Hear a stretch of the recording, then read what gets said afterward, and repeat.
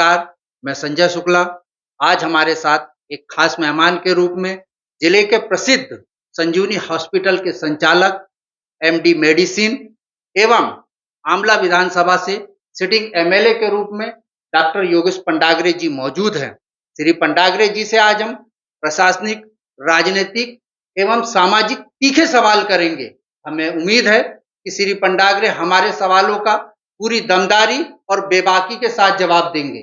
बैतुल वाणी के रूबरू कार्यक्रम में आपका बहुत-बहुत स्वागत है। बहुत-बहुत धन्यवाद संजय शुक्ला जी। आप पेशे से डॉक्टर भी हैं जी, और एमएलए भी। जी। दोनों की वर्किंग अलग-अलग है। अपने पेशे के साथ आप न्याय कैसे कर पाते हैं? दोनों मुझे लगता है कि सेवा क्षेत्र है और क्योंकि पहले तो मैं डॉक्टर ही हूँ और जब यहाँ पर बैतूल में पिछले 2009 से मैं अपना हॉस्पिटल का संचालन कर रहा था, सेवा कार्य था। लोगों को लगा कि आगे इसमें आना चाहिए, लोगों का सहयोग रहता है यहाँ पे। अभी दोनों में तो न्याय अब संभव है क्योंकि अ, अधिकतर दौरे मैं शाम को कर लेता हूँ, साथ में और डॉक्टर है। और दूसरा चूँकि यहीं पे हॉस्पिटल भी है, कई बार जो जिला मुख्यालय से संबंधित समस्या रहती है, लोग आके मुलाकात कर लेते हैं, कोशिश हम लोग करते हैं कि यहाँ से कोई निराश ना जाए, उसकी समस्याओं का भी समाधान हो। और इसके अलावा आजकल कनेक्टिविटी डिजिटल इंडिया का समय चल रहा है, तो मोबाइल पे कनेक्टिविटी सबसे बनी रहती है, किसी कोई समस्या रहती है तो मोबाइल पे भी सॉल्व करने की कोशिश करते हैं और जब भी कोई बड़े कार्य कर रहे थे, इस क्षेत्र में हमेशा जनता के साथ समय संपर्क में रहते हैं। जैसे मैंने बताया कि आप एमडी मेडिसिन हृदय रोग विशेषज्ञ हैं और आपका हॉस्पिटल भी बेहतरीन चलता है। फिर राजनीति में आने का विचार कैसे आ गया आपका? अ, ऐसे राजनीति में जब मैं यहाँ पे बैतूल में प्रथम बार यहाँ पे आया अपना हॉस्पिटल का शुरुआत की थी, तब तक के मेरा ऐसा राजनीति में आने का कोई भी उद्देश्य नहीं था। लेकिन बीच में ऐसा हुआ कि कुछ लोगों ने बोला कि राजनीति भी एक अच्छा क्षेत्र है और धीरे-धीरे उसकी तरफ झुकाव बढ़ता रहा। 2013 में भी बात हो रही थी कि शायद हो सकता है कि तब टिकट मिल जाए, नहीं मिली कोई बात नहीं था। बाद में फिर वापस हॉस्पिटल संचालन में करता रहा और बाद में टिकट मिली और चुनाव लड़े और जीत गए। आपको भाजपा ने आपको भाजपा ने 2 बार के सिटिंग एमएलए चैतराम मानेकर जी की टिकट काटकर आपको टिकट दी थी। इसके पीछे क्या कारण था? ये देखिए ये तो पार्टी संगठन का निर्णय है। इसपे मैं तो नहीं बता सकता कि क्या कारण था कि क्यों टिकट काट के दी।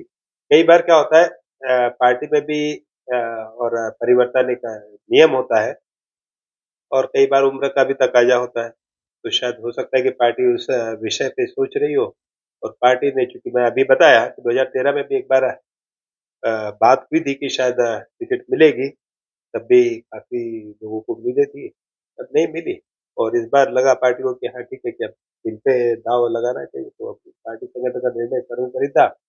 जैसा उनका आदेश हुआ, हम लोगों ने वैसा किया। आपको पार्टी में लाने, टिकट दिलाने और राजनीति को लेके आपके गुरु कौन रहे? अ, बड़ा मुश्किल सवाल रहता है किसी के लिए ये क्योंकि किसी एक का नाम लो तो उसको किसी और को बुरा ना लग जाए। हाँ, ये बिल्कुल लेकिन सही।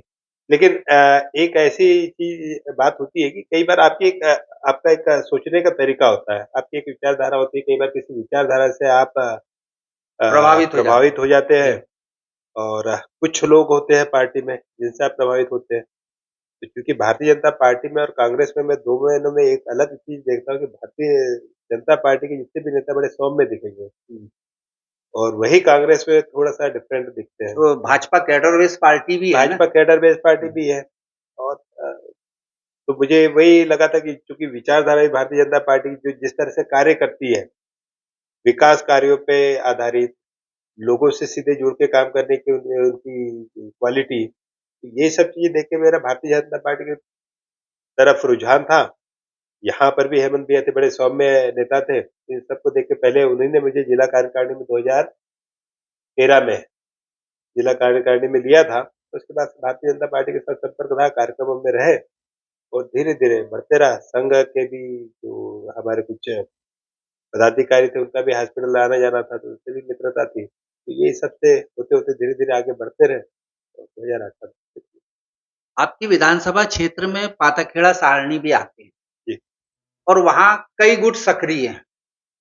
इनको आप कैसे मैनेज करते हो? नहीं, ये मुझे लगता है कि आपका ठीक प्रश्न नहीं है।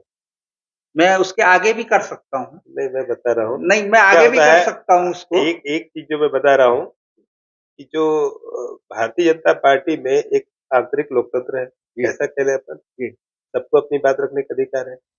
कोई एक परिवार की पार्टी तो है नहीं। बिल्कुल। तो यहाँ पे सब अपनी-अपनी बात रखते हैं, लेकिन पार्टी को एक सकारात्मक दिशा में ले जाते हैं।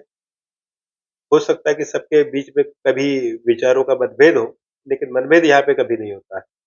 और जब भारतीय जनता पार्टी जब चुनाव में उतरती है, तो देखा होगा कि सारणी में भी हम लोगों ने इस बार काफ़ी बड़ी विजय हासिल की थी। तो ये सबके थोड़े-थोड़े अपनी अलग विचारधारा होती है, जिसको हो सकता है कि आप गुटबाजी बोल रहे हो, लेकिन सब लोग एक हैं। किसी को भी कहीं पे मैनेज करने में कोई दिक्कत नहीं आती है।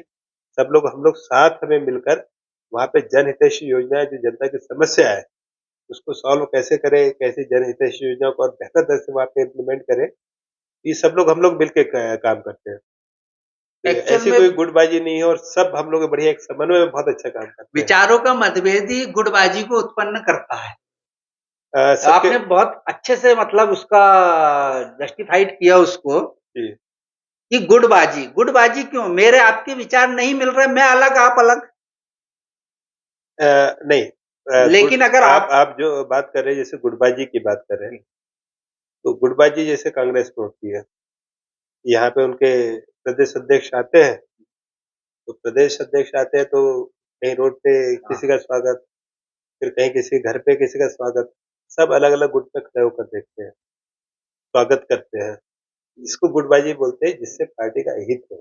लेकिन अपने विचारों रखने की स्वतंत्रता और हम पार्टी हित में काम करें, जनहितैषी योजनाओं को लेकर आगे बढ़े, ये गुटबाजी नहीं है, क्योंकि ये अंतर है। बहुत सफाई से डॉक्टर साहब आप जवाब दे रहे हो बिल्कुल, जी, धन्यवाद। शानदार तरीके से बिल्कुल, है ना? आपके बारे में ये भी कहा जाता है, क्योंकि आप पेशे से डॉक्टर भी हैं, इमरजेंसी कॉल आना, आपको तुरंत जाना, क्योंकि जान बचाना आपके लिए महत्वपूर्ण है। राजनीति भी करना है आपको, जी, वहाँ भी समय देना, लेकिन इसके बावजूद अक्सर एक बात सामने निकल के आती है कि आंवला विधानसभा क्षेत्र में सभी के सुख-दुख में भी आप शामिल हो जाते हो। तो इस टाइमिंग मैनेजमेंट कैसे कर पाते हो इसको? अब पहले ये होता था कि कुछ समय शायद आराम कर लेते थे, क्योंकि अब दोनों दायित्व है। आराम करना बंद कर दिया है, सुबह 9 बजे से लेके रात के 9 बजे तक के कार्य में व्यस्त रहते हैं और इसमें हॉस्पिटल का मैनेजमेंट भी हो जाता है और जनता के सुख-दुख में शामिल होने का मौका भी मिल जाता है। मौका मतलब जी, जनता के लिए आपने अपना सुख-चैन त्याग दिए त्याग हैं, दिया है, ये कह सकते हैं अपन। क्योंकि अब जनता ने आशीर्वाद दिया है। उनने किसी दायित्व पे मुझे रखा है, उस दायित्व का निर्वहन करना तो मेरी प्राथमिकता होना चाहिए। बिल्कुल। सारणी नगर पालिका चूँकि आपके विधानसभा क्षेत्र के अंतर्गत आती है और सारणी में चाहे पाताखेड़ा की बात करें, भाजपा के कर्तव्य, जुझारू, प्रयत्नशील और वफ़ादार लोगों की कमी नहीं है पार्टी में। बावजूद इसके कुछ दिन पहले कांग्रेस से आए किशोर वर्दे को नगरपालिका अध्यक्ष बनाया गया। इसके पीछे क्या कारण है? देखिए फिर ये आपको अभी अपने बारे में बता रहा था कि ये पार्टी संगठन डिसाइड करता है कि किसको टिकट देना है और किसको किस दायित्व पर रखना है। और जो आप बात कर रहे हो, क्योंकि मेरे से तो पूर्व में आए थे किशोर बर्दे जी, और मेरे चुनाव में भी मैंने उन्हें देखा था कि पार्टी के प्रति उनकी वफ़ादारी, उनकी कर्तव्यपरायणता, ये बड़ी शानदार थी। जी, उनको जो कार्य दिया था पार्टी ने, उसका पूरी ईमानदारी से उन्होंने निर्वहन किया था और फिर चूँकि चुनाव डायरेक्ट तो थे नहीं, वोटिंग से ही इनडायरेक्ट हुआ। चुनाव थे, पार्षदों ने चुना था, हुँ, संगठन ने चुना था। तो सारे जब पार्षदों से इस विषय में राय ली गई, सभी लोग उसके लिए एकमत थे। इसलिए तो उनको नगरपालिका इसलिए अध्यक्ष ये बना ये दिया ये गया। सर्वसम्मति से है। जी। जो आप बार-बार प्रश्न मेरी तरफ डाल रहे हैं, मैं बता रहा हूँ कि मतलब भारतीय जनता पार्टी ने भाजपा एक ऐसी वॉशिंग मशीन है कि यहाँ जो भी आएगा वो बेदाग हो जाएगा। नहीं, दाग तो उनके ऊपर पहले भी नहीं थे। लेकिन पार्टी के तो दूसरे थे ना। नहीं, नहीं, मैं फिर बता रहा हूँ कि कोई व्यक्ति अगर अच्छा व्यक्ति अच्छे लोगों के लिए तो हमेशा ही दरवाजे खुले हैं पार्टी के बिल्कुल, लिए। बिल्कुल। ऐसे अगर मैं अभी आपसे बात करूं तो हो सकता है जी। कि कांग्रेस के कई लोग और नेता आना चाहते हैं। हुँ। बीच में मैंने बता के किया था कि ये ज्वाइन कर रहे हैं, ये ज्वाइन कर रहे हैं और सब लोगों ने ज्वाइन किया भी। जी। इसके अलावा भी ऐसी स्थिति थी कि बहुत सारे लोग अभी आना चाह रहे हैं, लेकिन उनके जो विचार है वो तो हमसे मिलते हो। बिल्कुल। जो अच्छे लोग हैं, हुँ। हम उनको लेते हैं। उनका तो इसीलिए स्वागत तो है। अंतर आज दिख रहा है आपको भारतीय जनता पार्टी में और कांग्रेस में। ये एक तरफ सच्चे लोग दिख रहे हैं और एक तरफ आप देख रहे हो आजकल रोड पे जिस तरह का प्रदर्शन कर रहे हैं और जिस तरह जो की बातें जो कर रहे हैं, जो नहीं बिल्कुल आ रहे हैं व्यक्तिगत या हमला जो कर रहे हैं। भाजपा को आग दिखा रहे हैं, उनका भी क्या असर हो रहा है, ये हम भी देख रहे हैं, या आप भी देख रहे हो, बिल्कुल। है ना? तो पावर गेम चल रहा है इस समय कहीं न कहीं। और कहने हम तो देखिए जनता के साथ जी। उनके लिए जो अच्छी योजना हो सकती है और क्षेत्र किस तरह से प्रगति के रथ पे आगे बढ़े, जी। हम लोग उसकी चिंता करते हैं, हम लोग आगे बढ़ने का काम करें और जो अच्छे लोग हैं उनका स्वागत है हुँ। और जो लोग किसी तरह मतलब समाज विरोधी गतिविधियों में है जी। या जो समाज को किसी तरह से परेशान करने का काम करते हैं, जो पार्टी में जिनकी विचारधारा मेल नहीं खाती उनको बिल्कुल उनका कोई स्थान नहीं है भारतीय जनता पार्टी में। भाजपा ने जब आपको टिकट दी थी आंवला विधानसभा से, चुनाव में बहुत सारे नारे चलते हैं। जी, सिरा दो, एक हुँ, नारा चला था बैतूल विधानसभा के समय। जी। ऐसे ही आपके समय भी एक नारा चला था कि डॉक्टर योगेश पंडाग्रे बाहरी उम्मीदवार है। लेकिन जब रिजल्ट आया, अप्रत्याशित आपने जीत हासिल करी। इसका श्रेय आप किसको देंगे? अ, देखिए भारतीय जनता पार्टी एक कैडर बेस्ड पार्टी, कार्यकर्ताओं का बेहतर समन्वय जो पिछले 10 सालों से मैं वहाँ पर कार्य कर रहा था, इस पूरे क्षेत्र में, तो एक वो भी था कि लोगों से जुड़ाव था ही मेरा और ये जो बाहरी प्रत्याशी की बात कर रहे हैं, तो मैं तो वसुंधरा का ही हूँ। मेरी तो स्कूलिंग भी वहाँ पे हुई लोगों है। को पता नहीं था ना। नहीं, सभी को पता था, वहाँ पे तो लगभग सभी को पता था। अब चूँकि एमडी मेडिसिन था, हॉस्पिटल था, तो मुझे भी किसी बड़े शहर में आना था, तो उसी जो गाँव है, उसी के एक जिले में बैतूल मुख्यालय पे ही काम कर रहा हूँ जी। और जो बाहरी का आप जो बात कर रहे हैं, हुँ, हुँ। एक और नेता आई थी। मैं आपसे पूछूँ अभी कि वो नेता कहाँ की थी जिसको कांग्रेस टिकट देने का सोच रही, तो आपको भी उसका घर नहीं पता होगा। तो उसकी रवानगी कराने का श्रेय भी आप ही को जाता है गुरु। नहीं, नहीं। बिल्कुल, बिल्कुल। ये सर्वविदित सत्य है हाँ, कि उसकी मैं आपके रवानगी पहले पहले आपके पहले प्रश्न का उत्तर जी, दे जी। दूँ, हाँ। जी, जी। तो जो कांग्रेस के कुछ लोग, जी। जो मुझको बाहरी बता रहे हैं, उनको पता ही नहीं कि वो महिला कहाँ की है। जी, जी। हुँ? हुँ। उसको तो उसको वेलकम करने के लिए वेलकम तैयार है। करने के लिए तो तैयार थे। ये कैसा दोगली नीति है? बिल्कुल। कि जो वहीं का उसको बाहरी बता रहे हैं और जो बाहर का मैं भी उनसे पूछ लूँ हुँ, हुँ। कि वो जिस नेता को आप टिकट देने के लिए एक लामबंदी कर रहे थे, उसका स्थायी प्रमाण उसका पत्र स्थायी कहाँ का है? वो कहाँ का स्थायी है? कहा कि मैं तो शहर पूछ लूँ, सही बात है, तो भी मैं बिल्कुल। बता रहा हूँ कि 90% लोगों को शायद पता ही नहीं होगा। नहीं पता होगा, बिल्कुल सही। और जो दूसरा जी, प्रश्न आप जी। कुछ और पूछ रहे थे आप शायद? आपको आपकी आंवला विधानसभा में चुनाव लड़ाने के लिए एक अधिकारी की बाकायदा बैतूल में पोस्टिंग कर दी गई है और वो आदमी आंवला विधानसभा में सक्रिय भी हो गए हैं वो अधिकारी। इसके विषय में आपको कुछ नॉलेज है, कुछ बताएँगे आप? देखिए, कोई अधिकारी अगर मेरे समाज का यहाँ पे आता है, तो ये जो आप बात कर रहे हैं, ये कई बार मैं न्यूज़पेपरों में भी देखता हूँ। जी, ये कई बार कुछ लोग भी मुझे फ़ोन बताते करते हैं। हैं। हुँ, मुझे भी कभी-कभी अच्छा लगता है कि हाँ, ठीक है, मेरे समाज का कोई व्यक्ति एक प्रमुख पद पर आ रहा है। हुँ, मैं भी चाहता हूँ कि समाज भी आगे बढ़े। लेकिन जैसे ही कोई सामाजिक व्यक्ति आता है, जी, लोग उसको मेरे लिए थ्रेट ब बना के दिखाना चालू करते हैं। कोई अच्छा अधिकारी आके यहाँ पे अगर काम कर रहा है, तो मुझे उसकी खुशी है। और दूसरी चीज़ अभी आप थोड़ी देर पहले मेरे को बोल रहे थे किसी अधिकारी की रवानगी भी मैंने यहाँ से करवाई थी। डिप्टी कलेक्टर निशा बांगरे की मैं तो स्पष्ट कैमरे के सामने नाम ले रहा हूँ। देखिए, एक तो मैं कंस्ट्रक्टिव पॉलिटिक्स करता हूँ। जी, समय का अभाव ऐसे ही रहता है, जी, हॉस्पिटल और राजनीति दोनों के बीच में। और दूसरी चीज़, चलिए कोई व्यक्ति यहाँ पे आता है और वो किसी पार्टी से चुनाव लड़ना चाह रहा है, वैसे कांग्रेस से लड़ना चाह रहा था।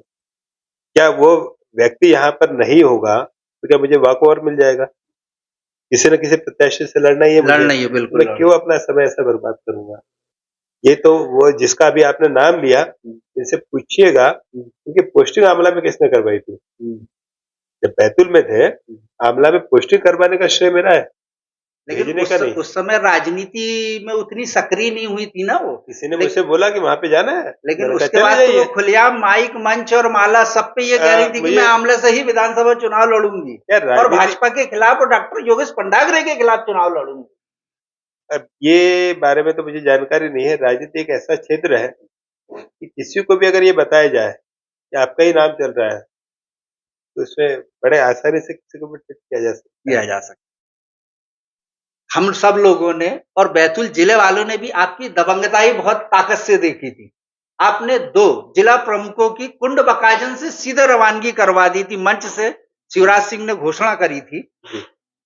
इसका श्रेय आप ही को जाता। क्या मामला था वो, क्यों करवाई थी आपने ये? अ, इसमें सीएमएचओ और नहीं, खनिज इसमें वही अधिकारी। वही वही मैं बता रहा हूँ कि इसमें श्रेय लेने जैसी कोई बात नहीं है। हुँ, जनप्रतिनिधि का ये दायित्व होता है, क्योंकि 5 साल में हम लोगों को हर बार चुनाव में उतरना है। बिल्कुल। शासकीय कर्मचारी है नहीं कि एक बार नौकरी लगी हाँ, तो 30 साल भर कर रहा जीवन है। भर जब तक कि आपका जी। रिटायरमेंट की उम्र नहीं होती तब तक के आप व्यवस्था में बने रहोगे। तो लोकतंत्र का मतलब ही ये है कि जो शासकीय कर्मचारी है उन पे अंकुश, जी हाँ। जनता का अंकुश, जी। मेरा नहीं, जनता। जनता का अंकुश कि उनने एक जनप्रतिनिधि को चुना है और 5 साल में उनकी कार्यप्रणाली देखेंगे। लोकतंत्र में इसलिए बोलते हैं जनप्रतिनिधि सत्यता के परिचय कि हर 5 साल में चुनाव पे जाना है और जनता की आवाज को वहां पे रखना है। तो अगर कहीं पे ऐसा लगता है कि कोई गलत कर रहा है, कोई भ्रष्टाचार में लिप्त है, कोई शासकीय दायित्व का ठीक से निर्वहन नहीं कर रहा है, तो मुझे उसपे लगता है कि एक्शन उसको उसको ज़रूरी है, पनिशमेंट भी मिलना चाहिए। मिलना चाहिए। नहीं तो व्यवस्था निरंकुश हो जाएगी। मतलब आप मानते हो कि आप ही ने करवाया था वो? अ, उनकी गलतियाँ थी, ऐसा बोलें। हाँ, ये भी बोल सकते हैं। जी, ये भी बोल सकते हैं कि उनकी उनकी गलती थी। आप सेकंड टर्म के सिटिंग एमएलए हैं। जी। 7 साल लगभग हो चुके हैं आप। हम ये जानना चाह रहे थे कि आपने इन 7 सालों में अपनी विधानसभा में, आमला विधानसभा में क्या-क्या विकास कार्य करा है? इसके बारे में भी बताइए ना। जी, इसके लिए तो मैं बिल्कुल गर्व का अनुभव करता हूँ, क्योंकि जो मेरा पिछला कार्यकाल था, उस वक़्त हमारे माननीय मुख्यमंत्री शिवराज सिंह चौहान जी थे, उनका भी भरपूर आशीर्वाद रहा मुझे और अभी मोहन यादव जी मुख्यमंत्री हैं, उनका भी भरपूर आशीर्वाद रहा। सारणी क्षेत्र में जो बहुत लंबे समय से कुछ बड़ी समस्याएँ थी, जैसे जलकुंभी की वहाँ पे बड़ी हाँ। भारी परेशानी थी। पूरा 2300 एकड़ का है, 16 से 23 है, थोड़ा-सा लगता है कि फिगर मैं मिस कर रहा हूँ। जी, जी, जी। इतना बड़ा डैम पूरा हाँ, जलकुंभी से पूरा डूब गया था। जलकुंभी से पटा हुआ था बड़ी पूरा। भारी परेशानी जी। थी। उसका निराकरण, बिजली की समस्या, 8 घंटे वहाँ पे बिजली मिला करती थी। चूँकि 3 डिपार्टमेंट के बीच का समन्वय की कुछ कमी थी, जिसके चलते वहाँ पर बिजली नहीं पहुँच पा रही थी, वो करवाया था। फिर उसके बाद कोयला खदान भी मैं अपनी एक उपलब्धि मानता हूँ, क्योंकि उस वक़्त मैं विपक्ष में था हुँ, और जिस क्षेत्र में खदानें थी, हुँ, वो उस वक़्त सत्ता पक्ष के विधायक की हुँ। थी। घोड़ा-डोंगरी। लेकिन वहाँ मैं पहुँचकर वहाँ के लोगों को कन्विंस करने के लिए कि ये सबके फ़ायदे की चीज़ है, जी। क्योंकि मेरे सारणी क्षेत्र का हित भी जुड़ा हुआ था। कुछ लोगों को अपनी ज़मीनें देनी थी, ग्राम सभा की सहमति लेनी थी, तो इसके लिए भी समन्वय मैंने किया था। लेकिन चूँकि सत्ता पक्ष था तो अड़चनें लगा रहे थे, लेकिन जैसे ही हमारी सरकार आई, हमने तो तुरंत उसका स्वीकृति दिलवाई और कार्य भी प्रारंभ हो गया। शायद हो सकता है कि अगले वर्ष उसमें कोयला उत्खनन चालू भी हो जाए, क्योंकि लंबा काम होता है। इसके अलावा जो एक बहुत बड़ी बात वहाँ पे हमेशा, जो सबसे बड़ा इश्यू था, क्योंकि पूरा का पूरा शहरी क्षेत्र चूँकि हमारा ऊर्जा क्षेत्र है, तो वहाँ पर जो पूरा क्षेत्र है, जहाँ पे रोज़गार के जो सबसे प्रमुख साधन कोयला खदान और पावर प्लांट था। Power plant. पावर प्लांट में भी इतने अड़ंगे आते रहे, लेकिन मैं उसमें भी दोनों मुख्यमंत्री जी, मैं शिवराज सिंह चौहान जी को भी, जिनके समय में इसको स्वीकृति मिली, जिसको हमने भूमि पूजन किया और कुछ जो छोटी-मोटी समस्याएँ थी, हुँ, वो मोहन यादव जी के इसमें हुँ। आज पूरी तरह से स्वीकृत हुआ है। भेल को उसका टेंडर मिला, उसके लिए मैं मोहन यादव जी को बहुत धन्यवाद देता हूँ कि मेरे क्षेत्र की सबसे बड़ी समस्या और लगभग 11,500 करोड़, हुँ। जो मैं समझता हूँ कि उस क्षेत्र के नहीं, पूरे जिले के लिए जिले बहुत के बड़ी लिए उपलब्धि गौरव है, की बात है और बहुत बहुत उपलब्धि बड़ी बात है। बहुत बड़ी है। बात और है। इस एप्रिशिएट वाला काम बिल्कुल, था ये बिल्कुल। अभी हम लोग वहाँ पे सीमेंट फैक्ट्री के लिए भी जी। प्लान कर रहे हैं, लगातार हम लोगों की बात हो रही है। अभी आते-आते भी बात की है मैंने, तो लगभग वो भी कुछ क्लियर है। लैंड बैंक का भी काम कर रहे थे आप? अ, ये चोर पांड्रा के आस-पास वहाँ पर घोड़ा-डोंगरी अब एक वहाँ पर? इंडस्ट्रियल एरिया, हाँ, वो भी वो भी डेवलपमेंट उसका हो चुका है। जी। क्योंकि उसके लिए एक्सेस थोड़ी सी दिक्कत आ रही है, जी। तो वो भी हम लोग कर लेंगे। और साथ ही एक जो रेलवे साइड गुड्स ट्रेन के लिए वो भी करें। तो ये मुझे लगता है कि शायद एक बड़ी उपलब्धि है। आमला क्षेत्र में पहले हम लोगों ने आमला को अनुभाग घोषित करवाया, देवराय स्कूल वहाँ पे, एडीजे कोर्ट वहाँ पे खुलवाया। इसके अलावा अधोसंरचना में हम लोगों ने काम किया। अभी जो आमला में एक बढ़िया रेलवे स्टेशन बन रहा है। अभी साथ ही यहाँ पे गुड्स ट्रेन का रिपेयरिंग, गुड्स ट्रेन के कोचेस का रिपेयरिंग डिपो भी वहाँ पर बनने स्टार्ट जा होने रहा है। हम वाला लोगों ने उस पे बात करी, अभी उस पे पत्राचार चल रहा है, लेकिन मुझे उम्मीद है कि शायद वो भी हो जाएगा। इस क्षेत्र में लगभग 35 सड़कों की मंजूरी भी दिलाई है आपको। मंजूरी नहीं, ये सारे इस पे काम स्वीकृत चल रहा है, काम चल रहा काम है। चल रहा जी है। जी। क्योंकि 1.5 साल तो शुरू में कांग्रेस की सरकार थी, बाद में कोरोना का कार्य था। उसके बाद 35 सड़कें जो भी 3-4 साल हो गए, और 7 में 6 बैराज, 7 अभी और स्वीकृति के लिए भेजे। बिजली की समस्या लगभग हल है। तो किसी भी क्षेत्र में हम लोग कोई भी ऐसी जो जनता को जिनकी आवश्यकता है, ऐसी कोई चीज नहीं करूंगा मैं अपने अगले जो 3 साल अभी और बच्चे का। मुख्यमंत्री शिवराज सिंह चौहान के आप चहेते माने जाते थे। मैंने एक आपका फोटो भी देखा था जब भोपाल में वो कृषि मंत्री बन के जब गए थे, बड़ा भारी जुलूस निकला था, करीब 5-7-10 हजार गाड़ियां थी, उन्होंने आपको बुलाकर ऊपर बकायदा गले वाले मिल रहे थे। कहीं ना कहीं ऐसा मानते हैं कि उनके हटने के बाद आपका रुतबा कम हुआ है? शिवराज जी देखिए, ऐसा है कि एक बड़े विस्मयी नेता है, और जितने भी उनके जो कनिष्ठ है उनको बड़ा पितृत्व भाव से वो प्रेम देते हैं। जी। और चूंकि मेरा भी पहले बार का कार्यकाल था, तो थोड़ा सा विशेष ध्यान वो देते ही थे, और आज भी मैं उनका बहुत सम्मान करता हूँ। लेकिन जो राजनीतिक रुतबे की आप बात कर रहे हो, मोहन यादव जी भी अभी जिस तरह से काम कर रहे हैं, उन्हीं के कार्यकाल में बता रहा हूँ, कुछ बड़ी बड़ी चीजें हम लोग अभी यहाँ पे कर पा रहे हैं। और इसके अलावा जो राजनीतिक रुतबा कभी हम सभी का बढ़ गया है, बढ़ गया। बढ़ गया है। अभी क्या है, कोई उदाहरण? 4 विधायकों का भी बढ़ गया। भारतीय जनता पार्टी में जो प्रदेश अध्यक्ष होता है, बड़ी एक ताकत।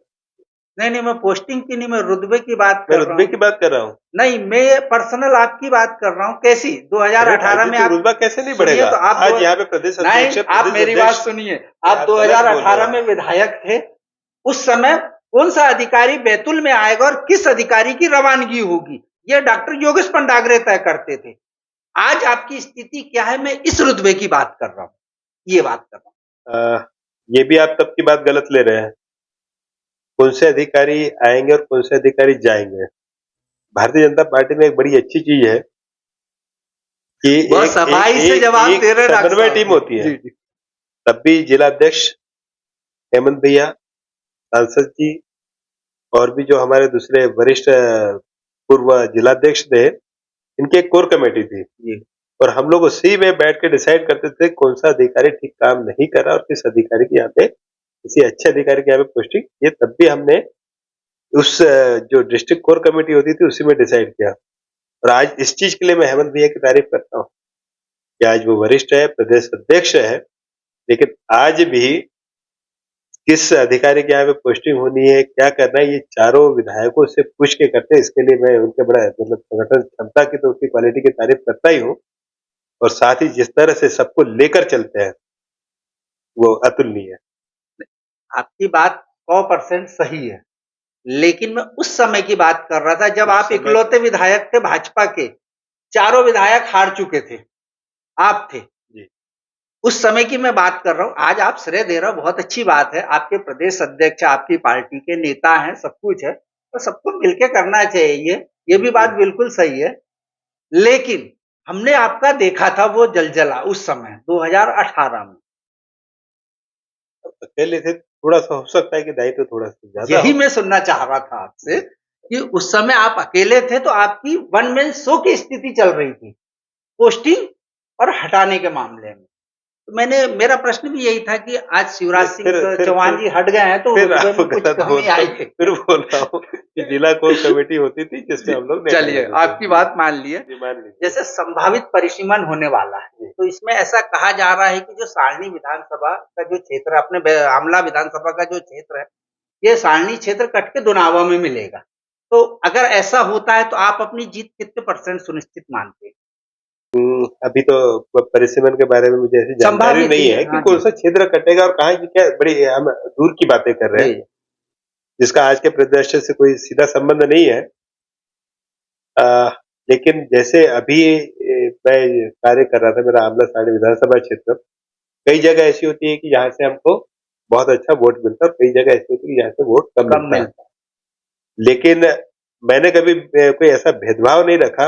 आज भी मैं चाहता हूँ, चूँकि सभी जगह पे मेरे सबसे संपर्क है, तो मैं तो चाहता हूँ कि जो क्षेत्र है वैसा की वैसे ही क्षेत्र रहे।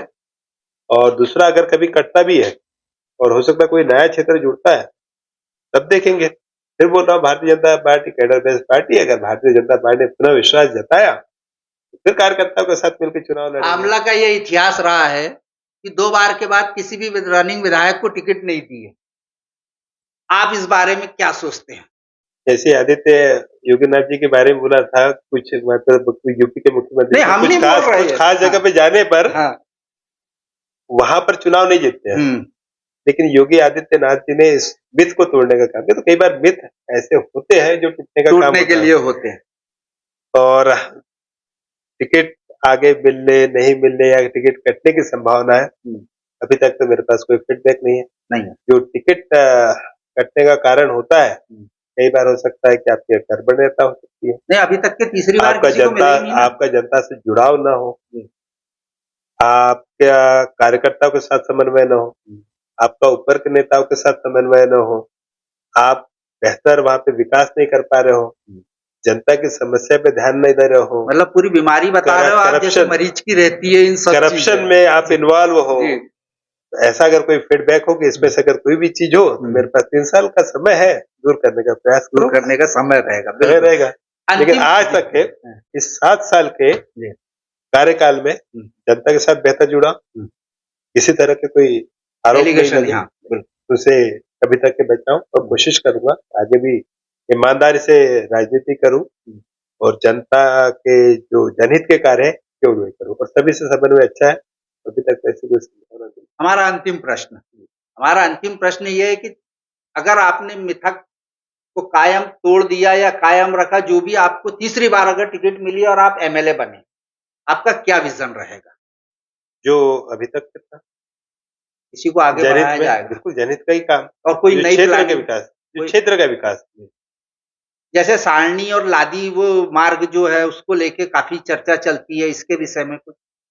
वो शायद बीच घाट-वाट में है वहाँ। देखिए ऐसा है कि ये फॉरेस्ट का बड़ा भारी इशू है हुँ, और दोनों क्षेत्रों को कनेक्ट करने के लिए बड़े भारी भरकम राशि की भी आवश्यकता है, क्योंकि एक एग्जिस्टिंग रोड वहाँ पर है, हुँ, बोरी से लेकर सारणी तक है। तो उसके चौड़ाईकरण के लिए और घाट कटिंग के लिए भी हम लोगों ने एक प्रस्ताव दिया है, ताकि कम से कम राशि में वो हो जाए। हुँ, इसके अलावा मैं गडकरी जी से भी मिला था, जो लादी तरफ से जो मार्ग है, उसकी स्वीकृति मिल जाए या एक कोई ठानी के पास से भी कोई ऑप्शन बता रहे हैं। हुँ। अगर वैसा हुआ तो कम से कम ये है कि आंवला और सारणी के बीच में बड़ी गाड़ियों का आवागमन हो जाए, तो उसके लिए ज़रूर हम लोग प्लान कर तो ये तीसरे टर्म में रहेगा या इसी टर्म में रहेगा? देखिए, टारगेट तो जनता ने जो आशीर्वाद दिया है, वो हाँ, 5 साल पहले तो इसी टर्म के लिए दिया है। इसी के लिए रहेगा। तो अगली बार टिकट मिलेगी, नहीं नहीं, ये काम मिलेगी, हो गया तो टिकट तो पक्का ही है, नहीं मिलना तो ही मैं है क्या फिर। बोल रहा हूँ, अभी आप ही बोल रहे थे कि टिकट कटने की संभावना है, जी। तो किसी नेता को मेरे को अगली बार टिकट मिलेगी तो ये करूँगा। हुँ, हुँ। जनता ने आपका आशीर्वाद एडवांस में दिया है, अभी होगा। तो जो काम है, इस साल का जो हमारा ब्लूप्रिंट है, हुँ, वो इसी कार्यकाल में करना है हमको। तो उसमें कुछ जो है मैंने प्रमुखता से, मेरा तो ये था कि सारणी का पास था, जी। खदानें, हाँ, बिजली की समस्या, इंडस्ट्रियल एरिया, आमला को में कुछ बड़े कंस्ट्रक्शन, रेलवे की जमीन का कुछ सदुपयोग, कुछ प्रमुख सड़कें, जहाँ पे अभी बिल्कुल डिस्कनेक्टिविटी है। लगभग 10 आदिवासी क्षेत्र ऐसे हैं, जहाँ पर आज रोड नहीं है, तो मैं चाहूँगा कि उनको प्राथमिकता मिलूँ। तो पहले जो बेसिक और बुनियादी आवश्यकता है, उसकी वो पूर्ति। पूर्ति हो जाए, बाद में फिर हम और बड़ी चीज़ें चाहेंगे। डॉक्टर पंडागरे जी, आपने बहुत सफाई से, बहुत संतुलित, शानदार तरीके से जवाब दिए। बैतुल वाणी के रूबरू कार्यक्रम में आप आए, आपने समय दिया, इसके लिए आपका बहुत-बहुत धन्यवाद। बहुत-बहुत धन्यवाद संजय शुक्ला जी, आपका भी।